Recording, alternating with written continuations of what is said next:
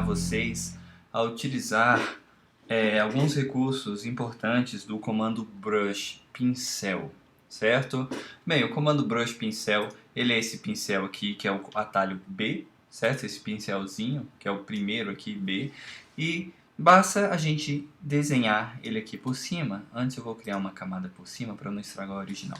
Tá aqui. Eu seleciono aqui por cima e eu pinto, tá? Mas só isso? Não. Primeiro, com o botão direito pressionado, aqui a gente regula o tamanho do nosso pincel e o hardness. O que é o hardness? É a dureza. Então perceba que ele está 100%, certo? Então perceba que a borda dele fica abrupta. Quando a gente, com o botão direito, coloca o hardness 0%, ele vai ficar esfumaçado, certo? Então a dureza determina se ele vai ficar esfumaçado ou se ele vai ficar abrupto. Isso que é a dureza. Estou dando aqui um Ctrl Z, tá ok? Agora uma dica importante. Tem uma maneira da gente aumentar ou diminuir o nosso brush sem que a gente precise entrar aqui com o botão direito. E como que é? É o atalho de colchetes ou chaves na direita ou para a esquerda, tá bom? Observem que no Mac e no PC talvez mude um pouco, aspas ou colchete, alguma coisa assim, tá? Aumentando ou diminuindo, a gente consegue de maneira mais fácil alterar ele.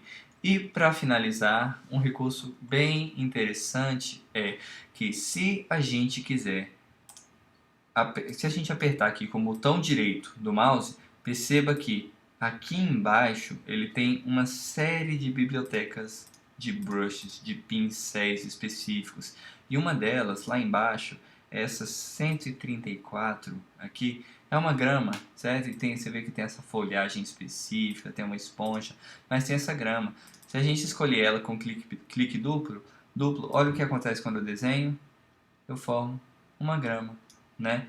Vou dar um Ctrl Z porque eu também consigo diminuir o tamanho dela normalmente. Mas e a cor?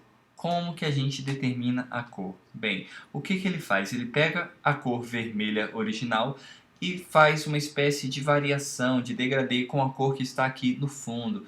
Então ele pega o vermelho, pega o branco e faz as cores intermediárias entre essas duas cores.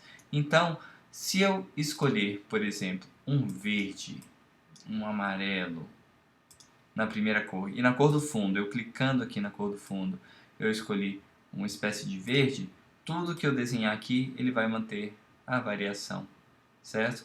Dessas duas tonalidades. E aí eu consigo fazer a minha composição com simples brush, somente com essas cores e esses pincéis, de maneira bem prática e rápida, tá ok?